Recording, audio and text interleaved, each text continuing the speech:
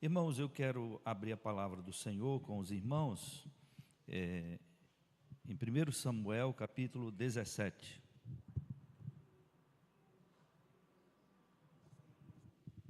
Primeiro Samuel, capítulo 17.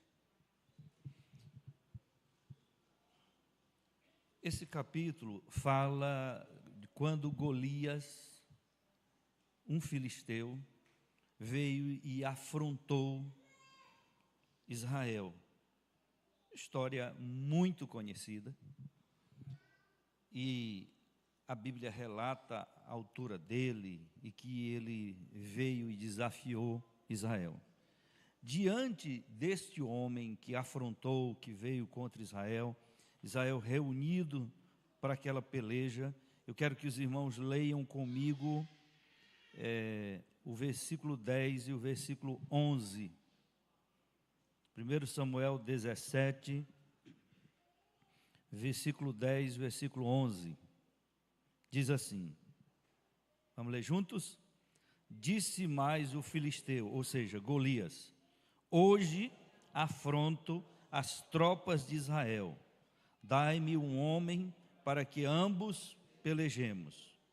Ouvindo Saul e todo Israel estas palavras do filisteu, espantaram-se e temeram muito. Ao ouvir estas palavras de Golias, foi o que aconteceu?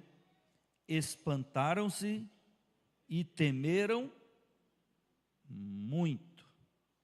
Veja o verso 24. Leia comigo toda a igreja.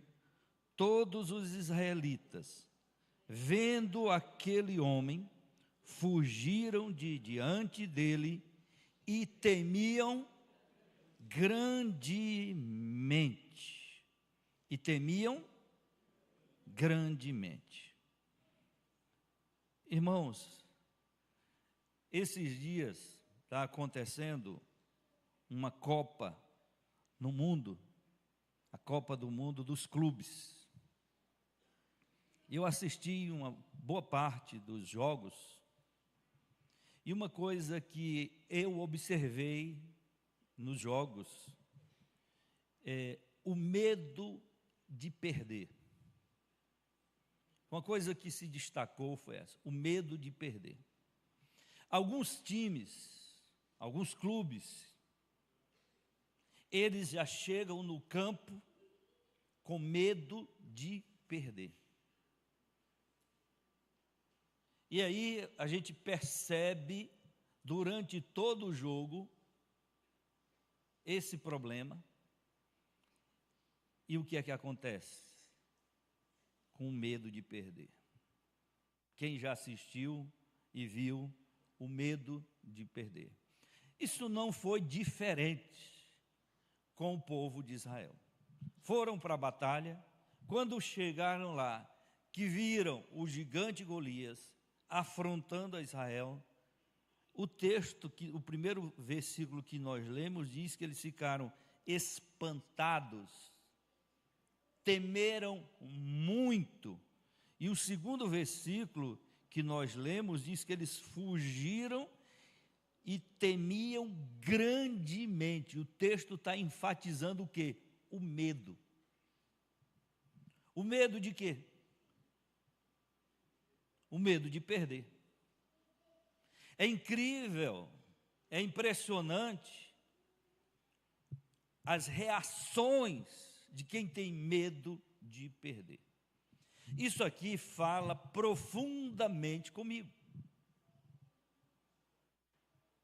Observe que quando nós temos medo de perder, isso altera todo o nosso comportamento. Isso altera o nosso emocional, isso altera o nosso psicológico. O medo de perder, ele traz uma alteração em todo o nosso organismo, em todo o nosso corpo. Israel estava com medo de perder por causa do gigante Golias.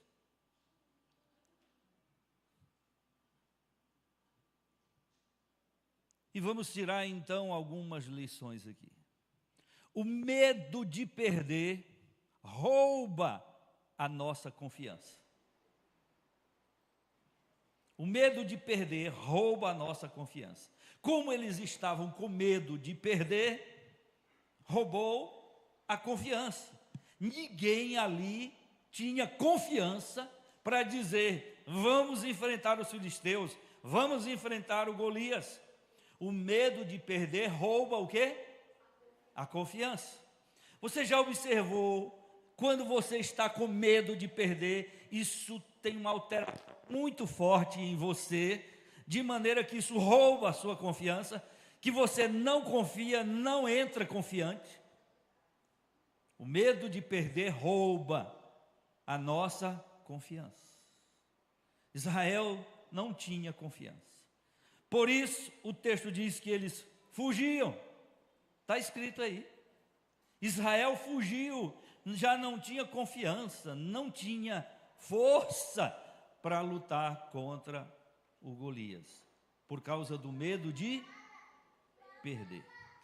Então, o medo de perder rouba a confiança. Mas o medo de perder tira o entusiasmo. Tira o nosso entusiasmo. Já viu que é assim? Está lá Israel, entusiasmado, nós vamos lutar. Quando chegaram lá, no lugar de batalha, o que aconteceu? Veio os filisteus e um homem gigante, chamado Golias, tirou todo o entusiasmo dos israelitas. O medo de perder tira o entusiasmo.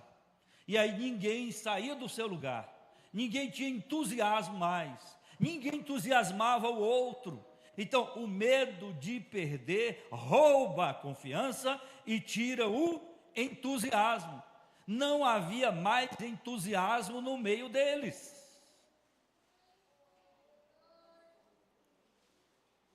Quando nós temos medo de perder, nós perdemos também o entusiasmo. Porque psicologicamente, emocionalmente, a gente já está acabado por dentro. E isso é um problema seríssimo.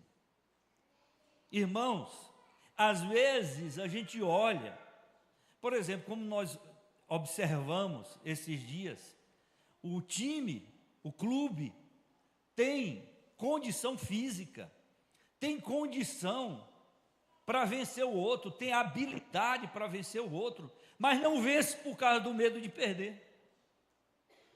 Então, o medo de perder já é um fracasso, o medo de perder já é uma derrota.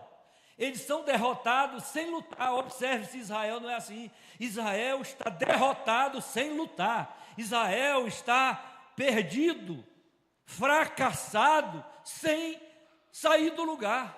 Ou não é assim na vida real nossa? O medo de perder é tão grande que a gente já perdeu. O medo de perder é tão grande que a gente já fracassou. O medo de perder é tão grande que a gente não dá um passo. Por exemplo, tem gente que não tira a habilitação por causa do medo de fracassar, por causa do medo. O medo é tão grande que a pessoa já bota na cabeça: eu não vou passar, eu não vou conseguir, como é que eu vou andar nesse trânsito de Caruaru? O medo é tão grande que a pessoa já fracassou, já perdeu. O medo de perder. Quantas pessoas eu conheço, pessoas que nunca, mulheres, homens que nunca tiraram sua habilitação apenas por causa do medo. O medo de perder é o fracasso, o medo de perder é a derrota. A pessoa nem entrou no carro ainda, nem testou ainda, e já está derrotado, e já está fracassado, e já está perdido. É o medo de perder. Israel não dava um passo. E o medo de perder era tão grande que a confiança foi roubada, que foi tirado o entusiasmo deles. O medo de perder, irmãos, é trágico para todos nós. Eu tinha um irmão aqui da nossa igreja que ele precisava tirar a habilitação, conseguiu tirar a habilitação, mas não conseguia dirigir. E ele dizia assim: pastor, quando eu penso lá na Rua Duque, ali, quando tem aquele semáforo e aquele pessoal ali passando de um lado para o outro, quando eu penso ali, eu já fico dizendo, eu vou atropelar uma pessoa. Na cabeça dele, ele já dizia, eu vou atropelar uma pessoa. Aí, antes da Duque, né, tem uma subidazinha para aquele semáforo, e ele ficava pensando, como é que eu vou conseguir parar ali, naquele semáforo? E ele então me relatou todos os medos que ele tinha. Isso estava travando o homem. E eu então cheguei e dei um entusiasmo nele e tentei encorajá-lo e dizer: olha, irmão, você faz assim, você faz desse jeito. E aí eu expliquei, eu disse: olha, quando você chegar naquele semáforo, você fica com medo de fazer, né, fazer a embreagem ali, né? Aí você, o que é que você faz? Já que você tem esse tanto medo, você, ao parar o carro, puxa o freio de mão e fica lá. Porque o sujeito chega ali, o semáforo está aberto, aí ele vem, aí ele fica dizendo assim: espero que esse semáforo não feche, espero que esse semáforo não feche. Ele está indo com medo, espero que... Aí quando ele chega lá, o semáforo fecha. Aí ele fica atormentado. Aí eu dei a dica para ele: puxa o freio de mão até você criar a habilidade de fazer meia embreagem. Então puxa o freio de mão, fica lá. Quando for na hora de sair, você solta o freio de mão e sai. Eu dei essa dica para ele, aí deu uma ajuda. E aí, lá na Duque, pastor, meus irmãos, olha, o medo tira o que? Rouba a confiança, tira o entusiasmo, mas o medo paralisa a pessoa. Você já percebeu que o medo paralisa a pessoa? Israel estava como? Paralisado. Todos os dias o gigante Golias chegava ali e afrontava. Diz a palavra de Deus que de manhã e de tarde ele chegava durante 40 dias. Este homem fez isso. Israel com medo. Israel paralisou, estava todo mundo paralisado. O medo paralisa as pessoas. Já viu isso? O medo paralisa as pessoas. Na minha cidade, em Crateús, aconteceu um atropelamento, porque uma criança estava com a mãe, saiu, e a mãe, com tanto medo, ela paralisou, literalmente ela paralisou, ela não teve força, coragem de dar um passo para tirar o filho, e aí o filho foi atropelado. O medo paralisa. O medo de perder paralisa. E eu percebo, às vezes as nossas igrejas, elas não avançam, elas não crescem, elas não desenvolvem por causa do medo de perder.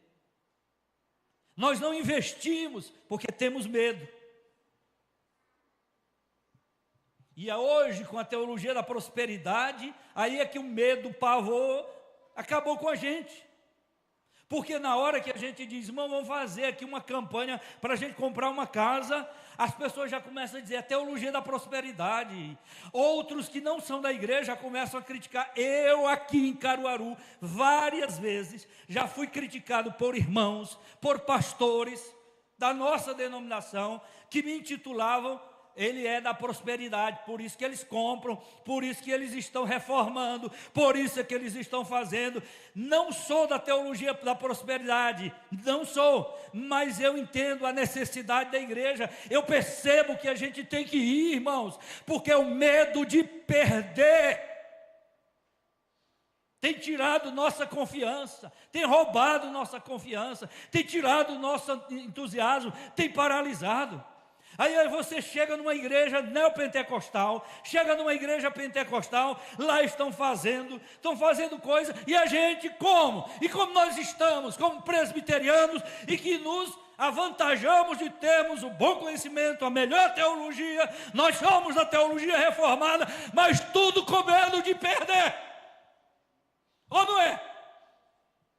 Ah, mas nós temos a melhor teologia. Temos sim, graças a Deus. Mas cadê o nosso entusiasmo? Cadê a nossa confiança? Cadê a nossa ação? O medo de perder tem roubado, tem tirado, tem paralisado a igreja. Por isso, nós não avançamos. Temos medo de evangelizar, temos medo de investir, temos medo de comprar, temos medo de fazer. O medo. Ou não é, irmãos? A gente tem desafiado aqui a igreja, para a igreja perder esse medo. Se a gente, irmão, perder esse medo, nós avançamos. Mas às vezes a gente está com medo. A gente tem um potencial. A terceira igreja presbiteriana tem um potencial. Tem gente com talento, tem gente com condição aqui. Mas o nosso medo de perder é tão grande que a gente não faz, que a gente não realiza. E eu percebo que tudo que já tentamos fazer aqui na nossa igreja, pela graça de Deus, a gente conseguiu, e ainda sobrou, e ainda sobejou, porque Deus nos abençoou. Mas a gente fica com medo. Ou não é assim? Eu prego em várias igrejas. Um dia desse eu estava pregando numa igreja, eles alugaram um prédio na frente da igreja. Alugaram. Nós aqui temos comprado. Lá eles alugaram um prédio na frente e colocaram um nome gigantesco assim, que você passando de avião, dá para ler o nome. Nossas igrejas fazem o quê? Colocam um nomezinho tão pequeno que a gente não consegue nem ler de pé. Tudo pequeno, tudo demasiadamente pequeno, ínfimo. A gente fica com medo, a gente tem medo, medo de ser criticado, medo de falar da gente, medo do que vão dizer. Se a gente tiver medo, a gente paralisa, irmãos. A igreja não avança. Está com medo, irmão? O medo de perder.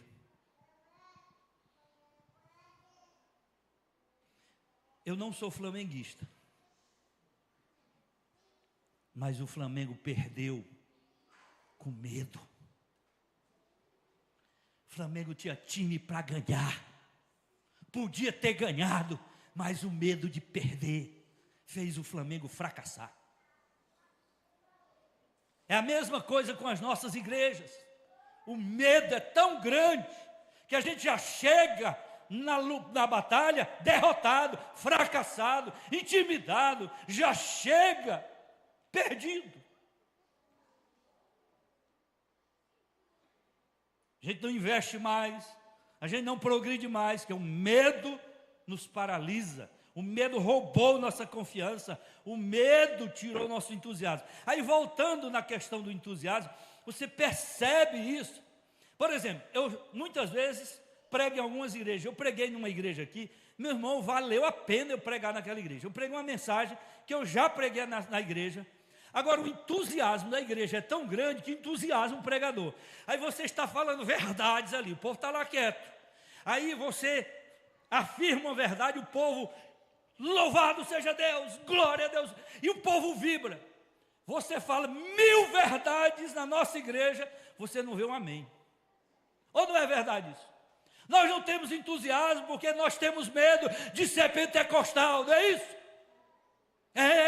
Esse é o medo. Você, presbiteriano, tem medo de ser pentecostal. Se eu der um aleluia, vão dizer que eu sou pentecostal. Não estou falando de exagero. Tem que ser o aleluia na hora certa, o amém na hora certa. Aí a gente fica com tanto medo de ser pentecostal, que a gente não diz amém, que a gente não diz aleluia, que a gente não glorifica a Deus, que a gente não faz mais nada. O medo, a igreja presbiteriana do Brasil, no Brasil inteiro está com medo de ser pentecostal, medo de ser taxado de que não somos reformados. A gente precisa, irmãos, mudar isso aí. O medo de perder. Quem vai enfrentar Golias? Não tem ninguém para enfrentar Golias. Todo mundo com medo. Israel, fracassado, perdido. Ninguém. Aí chega ali um garoto de 17 anos, por coincidência, ruivo. Qual é o motivo da graça? Chega ali um garoto de 17 anos, ruivo, e diz: quem é esse incircunciso para afrontar o exército de Israel? Quem é? Aí chega ali um menino corajoso e diz: quem é esse incircunciso? Cheio de entusiasmo, cheio de confiança, cheio de ação. Quem é este incircunciso para afrontar o exército de Israel? Quem é? E saiu de um lado para o outro. Aí ele fez uma pergunta: se alguém vencer esse incircunciso, tem algum prêmio? O que é que vão fazer? Aí disseram assim: olha, se tiver alguém que vencer o gigante, o rei Saul vai acumulá-lo de riqueza. O rei Saul vai isentar sua família de impostos, que é coisa boa, e ainda vai dar a filha dele, a princesa, para casar com o sujeito. Quem? Irmãos, com um prêmio desse, e ninguém tinha coragem de enfrentar Golias. Veja que tem um prêmio: acumular a família de quê? De riqueza, coisa boa. Isentar de impostos, muito bom. E ainda casar com a linda princesa, filha do rei. Davi disse: é comigo, pode deixar. Isso tudo, e ninguém tem coragem com um prêmio desse, e ninguém tem coragem. Pode deixar que eu vou, nem que eu morra, mas eu vou. E aí Davi disse: eu vou enfrentar esse negócio. Davi, cheio de coragem, cheio de entusiasmo, cheio de confiança, Davi diz: eu vou. Irmãos, eis o problema. Quando Davi disse assim: eu vou, sabe o que aconteceu? Eliabe, o irmão dele, chegou e olhou: quem é você, rapaz? Vai cuidar daquelas tuas poucas ovelhas. Pensa que eu não conheço a tua presunção. Aí quando chega alguém para resolver, entusiasmado, animado, fortalecido, ainda tem gente para botar gosto ruim, ainda tem gente para dizer: não vai dar certo. Não é assim dentro da igreja. Vamos comprar, vamos fazer, vamos realizar, vamos fazer o congresso. Aí tem um irmão que diz: não vai dar certo, a gente não tem condição, a gente não tem dinheiro. E aí começa a colocar gosto ruim, colocar areia. E Davi disse: eu vou. Aí levaram Davi para onde? Para a presença de Saul. Chega lá em Saul disse: é verdade mesmo que você quer enfrentar o Golias? É. Olha, deixa eu dar um relatório aqui para você. Eu já enfrentei um leão e venci. O leão aqui do esporte, eu já enfrentei, já venci.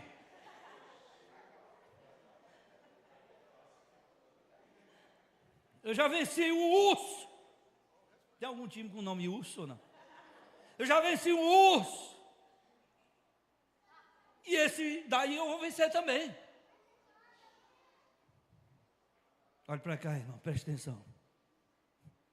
Às vezes nós estamos entusiasmados, eu muitas vezes estou entusiasmado, mas chega irmão para botar mau gosto, chega irmão para dizer que é presunção, que é orgulho da gente, chega irmão para atrapalhar, para desanimar a gente, e tem irmãos, parece que só chega para isso.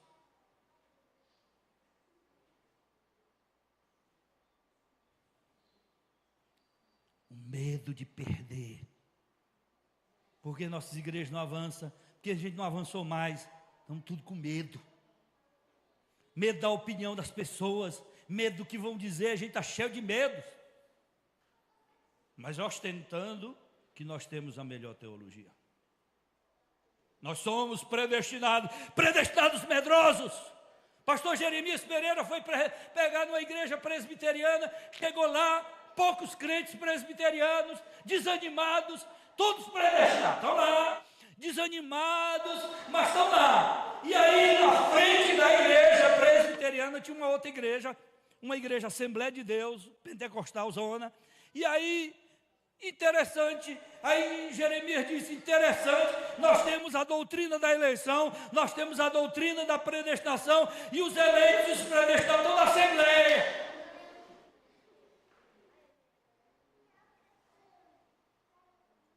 Nós temos tudo isso, conhecemos, mas perdemos o entusiasmo, perdemos a coragem, perdemos a confiança, e aí o medo.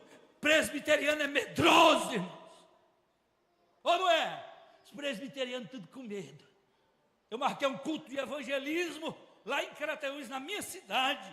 Desafiei toda a igreja para ir. E fui. Quando eu cheguei lá na hora, irmãos, os crentes tudo se escondendo, tudo com medo. Os predestinados, os eleitos, os escolhidos, tudo escondido. E eu lá me senti só. E eu aqui. Aí chegou um grupo lá, de uma outra denominação, que foi a salvação. Não eram os predestinados, os escolhidos, os eleitos, mas se juntaram a mim e começaram a louvar, e os presbiterianos tudo de longe, tudo com medo. E aí nós fizemos o culto, irmãos. Preguei ali num domingo à noite já, assim num horário bom, que estava um movimento, e eu disse, é estratégico isso. Aí eu preguei, foi uma bênção, graças a Deus. Os presbiterianos nunca mais colocaram os pés naquela praça. Mas aquela outra igreja da cidade pegou, sabe o que eles começaram a fazer? Eles terminavam o culto de domingo à noite, iam lá para a praça e faziam um culto, e começou a se converter gente, se converter gente. Os presbiterianos sem entusiasmo, presbiterianos sem confiança, presbiterianos sem coragem.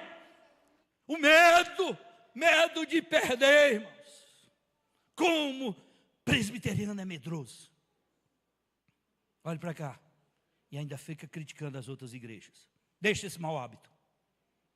Cada irmão falando mal das outras igrejas. As outras igrejas estão fazendo, estão realizando, e a gente criticando. Não fale mal das igrejas não, irmão. Chega de falar mal das outras igrejas. Quem é você? Vem no culto de oração e fica falando mal das igrejas que oram. Não evangeliza e fica falando mal das igrejas que evangelizam. Então para com isso. Vamos fazer uma revisão da nossa vida. O medo de perder fez Israel ficar ali, perdido, fracassado. Mas aí Davi apareceu, entusiasmado. A gente precisa ser como Davi, irmãos. Todo mundo com medo de perder, e você chega e diz, nós vamos lutar. Não diz a música, vou lutar e vencer? Vou plantar e colher? Mas isso é para quem não tem medo. Nós vamos orar a Deus, para Deus tirar de nós o medo de perder. E aí o que Davi fez? Eu vou, sozinho. Esperaram. E a Bíblia diz que Davi escolheu 5 pedras lisas. Está lá na minha Bíblia. 5 pedras lisas ele escolheu. Já viu que na tua Bíblia tem assim, 5 pedras lisas? Ele escolheu qualquer pedra, não, 5 pedras lisas, levou a funda. Talvez, se errar uma, eu tenho mais 4. Você tem que sempre pensar na possibilidade que pode errar. Mas tem 4. Aí levou, e foi lá. A primeira, derrubou o Golias. Não matou o Golias, mas derrubou. E quando derrubou o Golias, o que ele fez? Diz a Bíblia que ele correu, pulou em cima do Golias e pronto. Resolvido, Saul. Pode me dar dinheiro, pode me isentar dos impostos e a sua filha, porque o Golias já está derrotado. Pronto. Nós precisamos vencer esse medo. Em nome de Jesus, vamos ficar em pé, irmãos? Está com medo de perder? O medo de perder é um prejuízo. Paralisa, tira o entusiasmo, tira a confiança. Mas Davi, sem medo de perder, sem medo de perder a vida, sem medo de perder de nada, foi lá, enfrentou Israel naquele dia, venceu.